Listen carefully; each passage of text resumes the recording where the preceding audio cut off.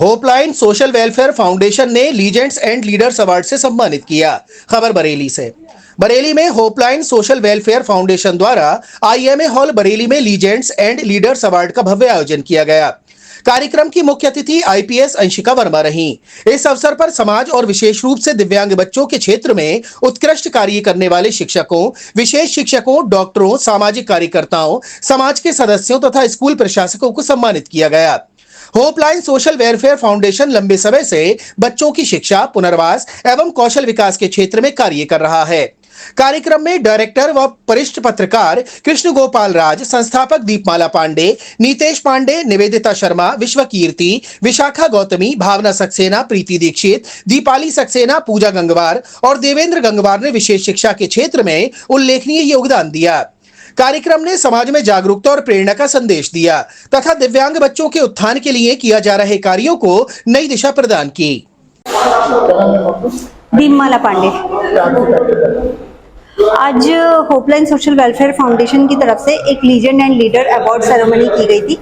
इस सेरेमनी में हमने विभिन्न क्षेत्रों में जो दिव्यांगता के क्षेत्र में अच्छा कार्य कर रहे हैं ऐसे शिक्षकों को, स्पेशल एजुकेटर्स को, होपलाइन से जुड़े हुए डॉक्टर्स को, आईएमए के से जुड़े हुए डॉक्टर्स को और स्पेशल एजुकेटर्स को सम्मानित किया। इसके साथ ही साथ हमारी जो मुख्य अतिथि थी वो आईपीएस अंशिका वर्मा मैम थी और मुझे बहुत अच्छा लग रहा है कि मैम आई, उन्होंने इतना समय दिया और अलग अलग स्कूलों से जो दिव्यांग बच्चे आए थे उन्होंने बहुत अच्छा परफॉर्म किया, जिससे कि सोसाइटी में एक मैसेज जाता है कि किस तरह से जो ये बच्चे हैं उनमें कितनी एबिलिटीज़ हैं और कितना हम किस तरह से बच्चों के लिए सहयोग कर सकते हैं। हमने इस कार्यक्रम में ये भी जाना और एक पूरा प्रेजेंटेशन था कि होपलाइन सोशल वेलफेयर फाउंडेशन जो है वो किस तरह से बच्चों के लिए, उनके विकास के लिए, उनके रिहेबिलिटेशन के लिए आगे बढ़ रही है और लगातार उस पर काम कर रही है। Thank you.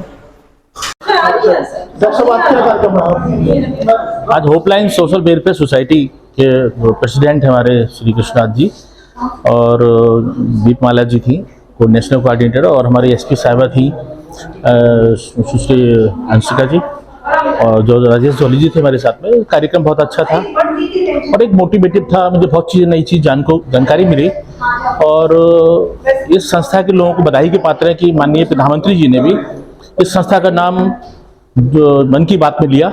ये बड़े गौरवान्वित वाली बात है बरेली के लिए। जिस तरीके से अच्छा कार्य कर रहे हैं, मुझे उम्मीद है कि इस तरह जब माननीय प्रधानमंत्री जी अपनी बात रखते हैं तो ये मनोबल बढ़ता है सबका।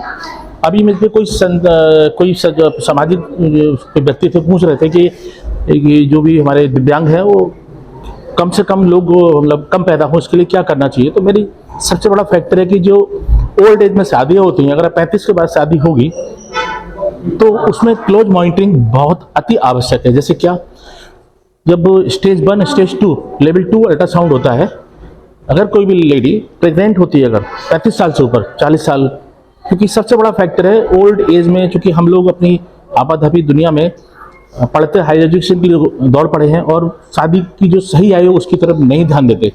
और जब वो शादी 30-35 साल के बाद, मतलब 35 साल के बाद अगर होती है तो मेरे ऐसी महिलाओं से निवेदन है कि लेवल 1, लेवल 2 अल्ट्रासाउंड गहन वो सारी चीज़ बता देता है, गहन अध्ययन किया जाता है उसमें ऑर्गन्स का कि कोई डिफॉर्मिटी तो नहीं है, कोई दिक्कत तो नहीं है। इन चीज़ों के लिए कई सारी स्टडी हैं। अभी जैसे एक समाज के व्यक्ति ने पूछा कि हम इसको कैसे रोकथाम कर सकते हैं, कैसे हम सुधार ला सकते हैं। तो मेरा सजेशन ये है कि शादी सही समय पे करें और अपनी जो फैमिली प्लानिंग भी सही समय पे करें।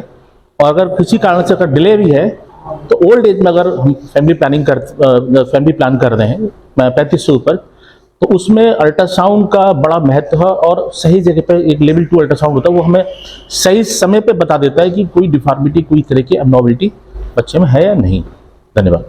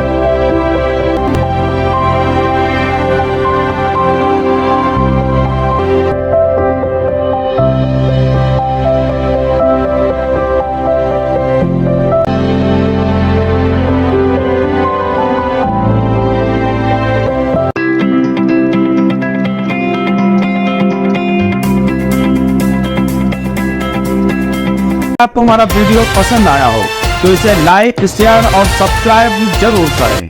देखते रहिए SKH 24 न्यूज नेटवर्क।